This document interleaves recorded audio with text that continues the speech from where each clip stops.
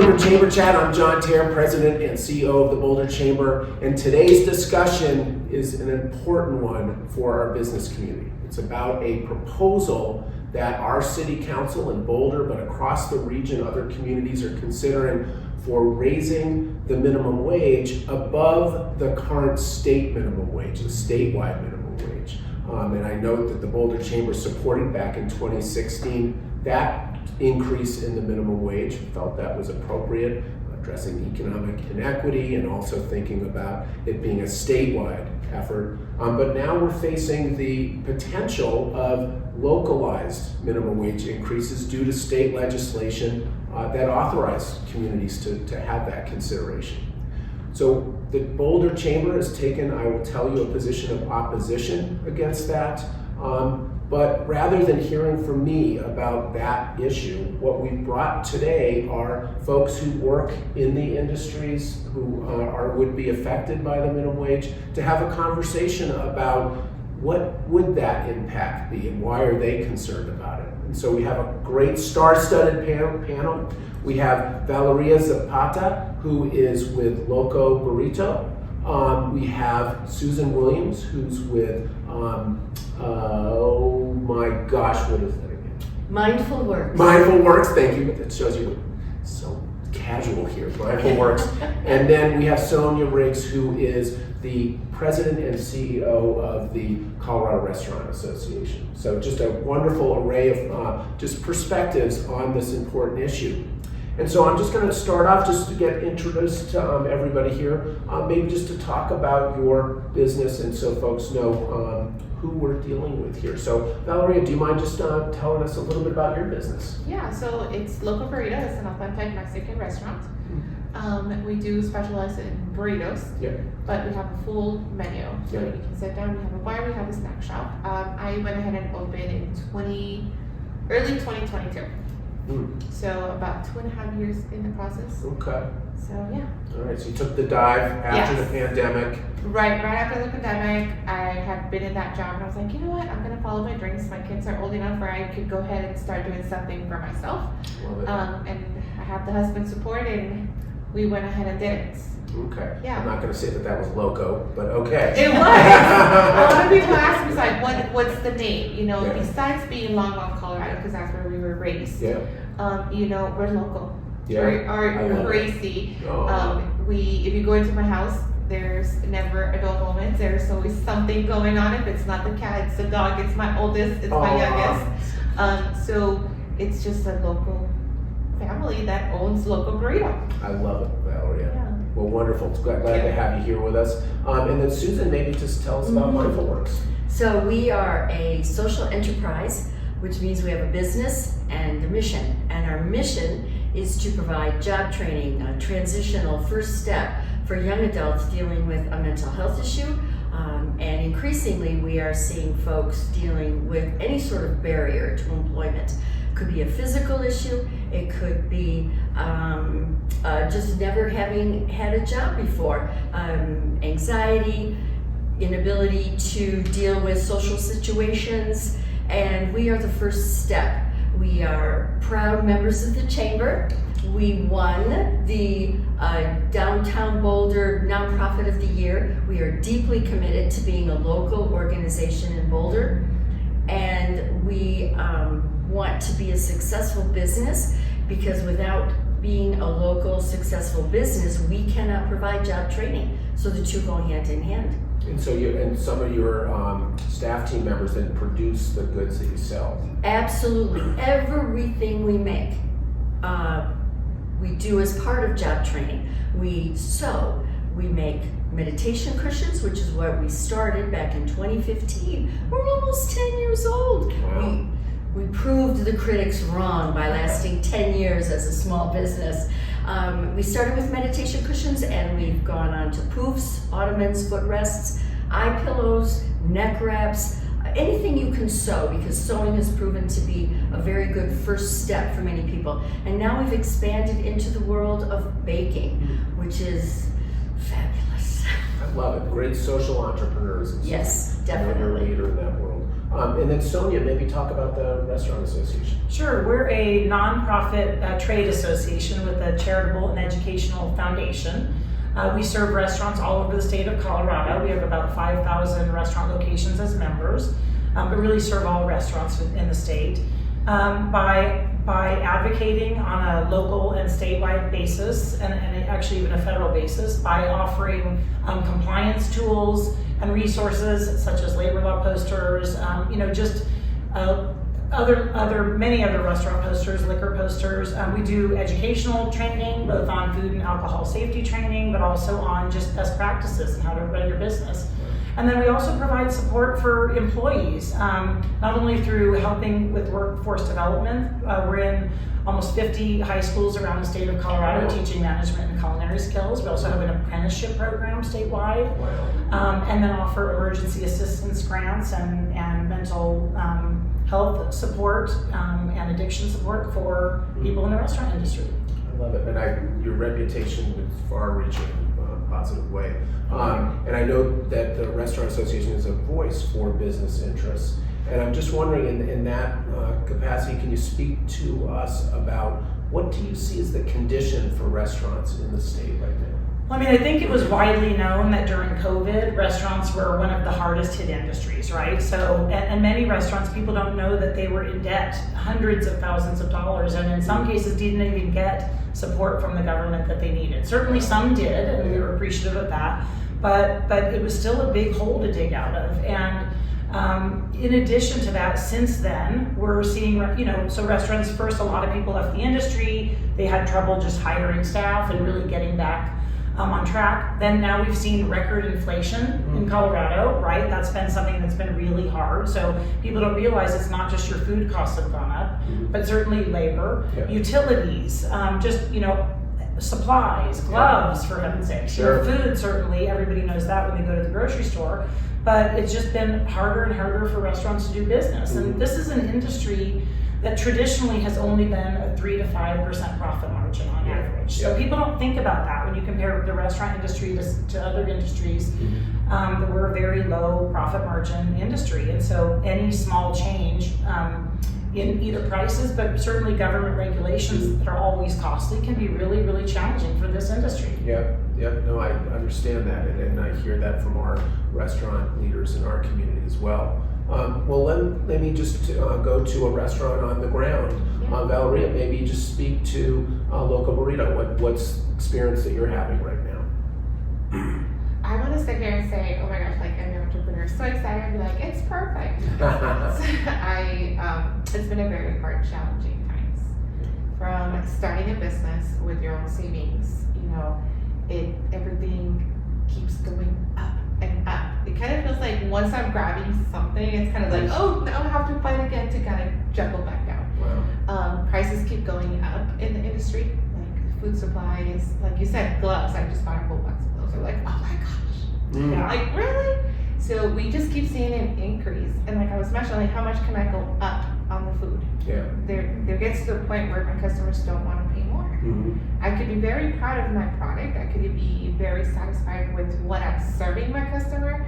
But I also don't want to be that burden to another family that says, now you have to pay me more. Taxes keep going up. We saw that increase. The compostable items that we now have to use. We were at 18 cents per to-go container. We're now at 38 cents per container. So it just seems like everything keeps going up. And it has been very challenging. I got that. Very challenging. I see it across the board in any business, but particularly with the tight margins for restaurants. Well, let me then just ask, how's Mountain Works doing in this condition? So we are in retail, and we compete with, as we make soft goods, products that are they're not need to have, they are want to have. And although we think everyone needs a poof, and everyone does need a lumbar pillow, because orthopedic surgeons will tell you to protect your lumbar. Good marketing, Susan. We're competing with countries who do not pay fair wages to their employees, and people will tell us, oh, that's a beautiful poof. I saw it at Target. for half the price. Well, you did not see our product. And so we are already facing the competition of imported goods. And we pay folks Colorado minimum wage. And that in itself is a struggle. People do not want to pay. They say they want to pay the cost of a product that supports people getting paid a good minimum wage. But really, do they? when they know they can get something for so much less? And it is a struggle. And we rely, as a small business, but we are a nonprofit, so we rely on grants and donations to fill that gap. But that only goes so far. Because as you pay your people for whom you are providing job training, then you have the people who are more skilled, who do the teaching. Yeah. And of course they have to make more, right? And you have to keep them, you have to retain them, because there's always another employer who could pay them more. And the cost of fabric and the cost of thread and things like that, of course, go higher and higher. It is essential for us to pay people. That is part of job training. And we try very hard to keep our business efficient, to keep our costs in line. But of course, wages are the biggest cost to our business. Yeah, I get it. Well, let's just talk about that. So what would you see happening then if there was this proposed minimum wage increase that would go through? We have looked at it as a scenario. So what would happen if we could not possibly train as many folks as we do? We would have to seriously restrict how many folks we could bring on, which would mean we'd have to say no to people who call, people who are referred to us and say, I've never had a job, I need job training, I need that first thing on my resume, and we'd have to say sorry. And that would be terrible. That would be a terrible thing to happen. We would probably have to raise prices so high that people wouldn't buy it. Would you buy a poof? Yeah. For $100 when you could get it for $25? No. It would seriously impact us. And if the cost could not be passed on to the product, which I don't see how it would, maybe we could bring on maybe a quarter of the folks whom we currently train, and I don't know where else these folks are going to go for that first step, for that first transitional opportunity. I really don't. That's tragic, given the mission It is. we have, which is so It is important. tragic. Yeah. Well, let me ask Valeria. So, for you, your business, you described the challenges you're currently facing. What would a minimum wage increase above the state level look like for you? Very hard to say, but I would probably need to close. Wow. Yeah. That means that my employees would be making more money than I do. Wow. You know, as a business owner, as a small business owner, I have to pay my employees first before I pay myself, so that I can keep the business going. Yeah. You know, as if the minimum wage keeps going up, with the same rate that we're having right now with the economy as bad with the customers, you know, that would probably mean that I can't support them. That I won't be, that about 5 employees would lose their job. Wow. That another small business would close. Yeah. You know, and it's not because I'm not saying they don't deserve it. They deserve it. I wish I could. Yeah. You know, I wish it would be like, yes, do it. Yeah. Here it is.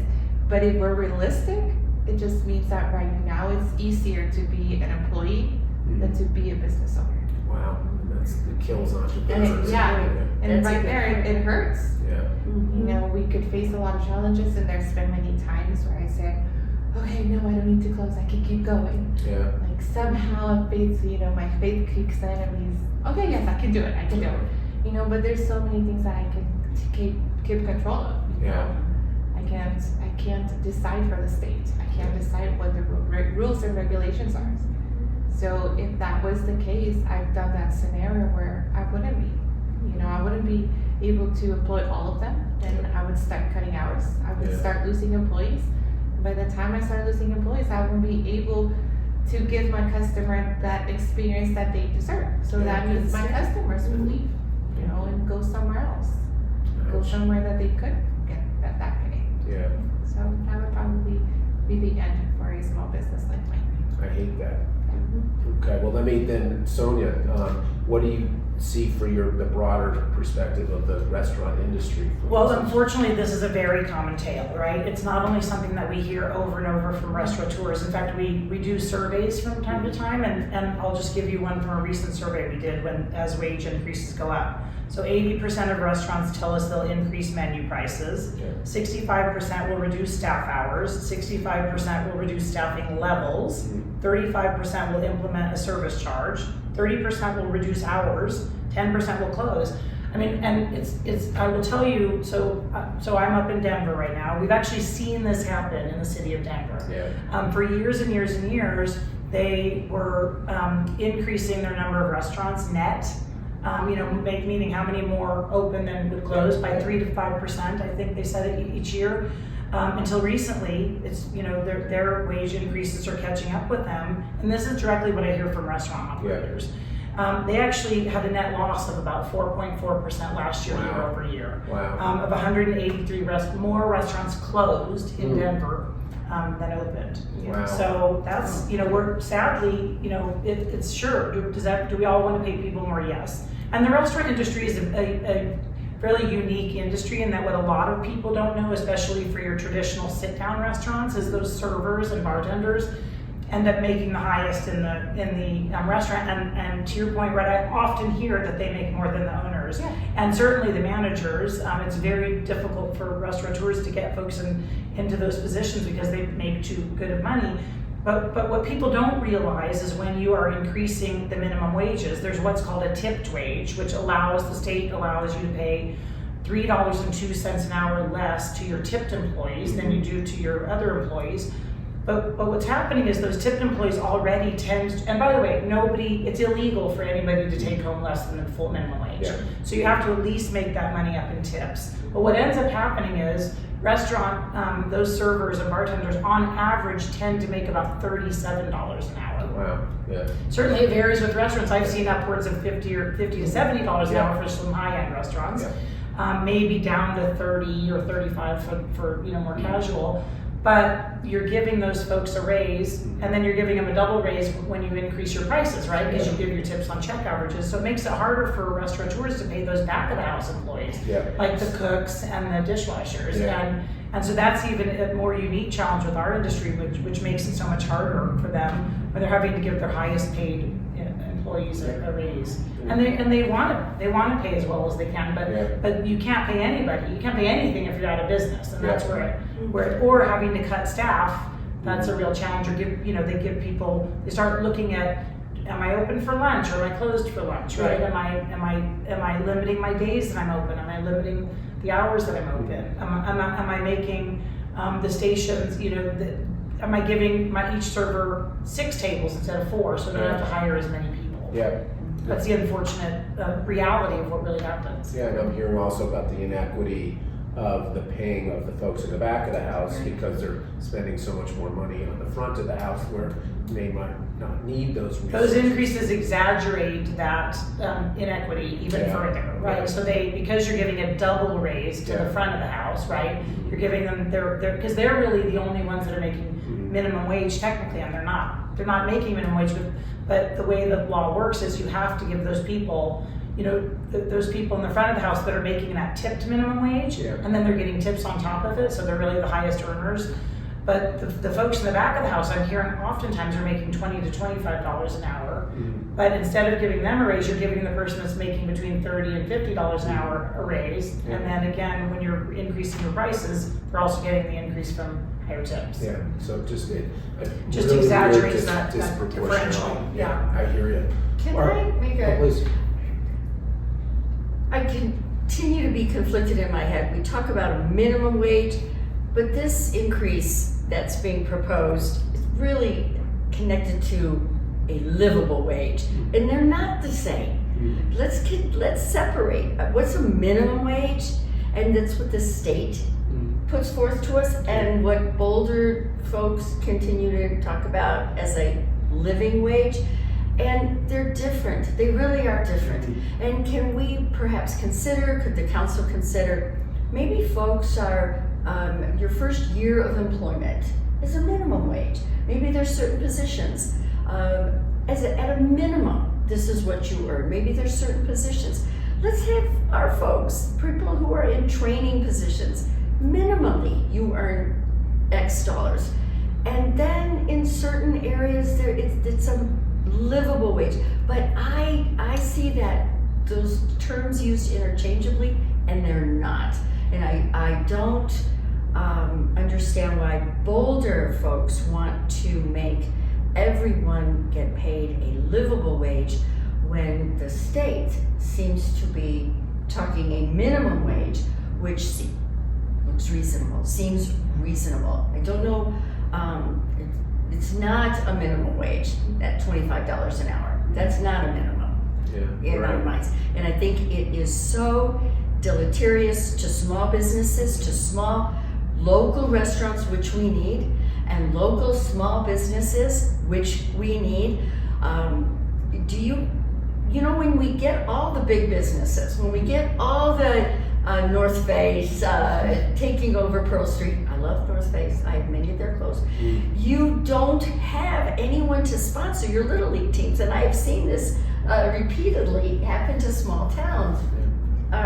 You want local businesses, you want the small restaurants, and we're going to lose that because no one else will be able to afford these wages. Well, and that's exactly what we're seeing. But to your earlier point, right, those are the people, those small businesses are the ones that are giving to the Little League teams and the elementary schools and the Girl Scouts or whatever. But what I hear from them is they can't afford to be charitable as much anymore, or if at all. I mean, that's one of the first things they have to cut. And that's really difficult. Yeah.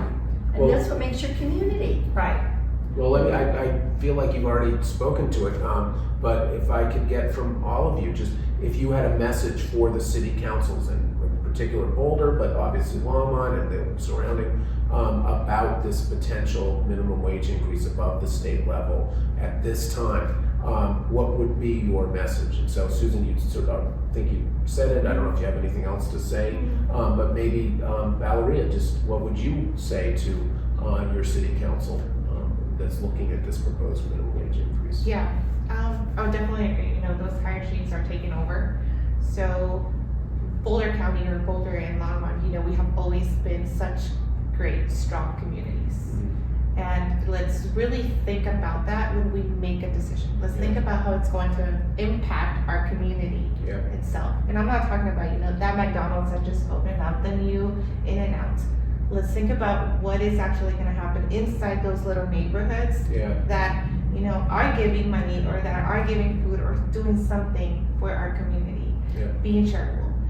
Think about that and then help that small business grow rather than thinking about how I can make it more profitable, those tire chains companies.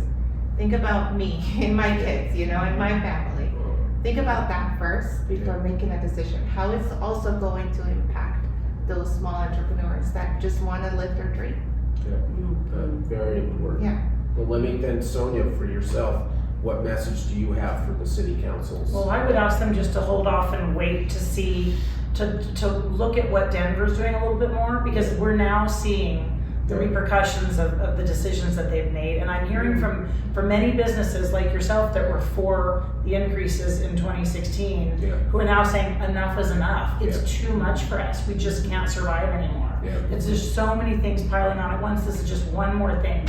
It's making it that much more challenging for businesses, for these small businesses, right? Just to stay open. I hear you. All right, well listen, let's do this.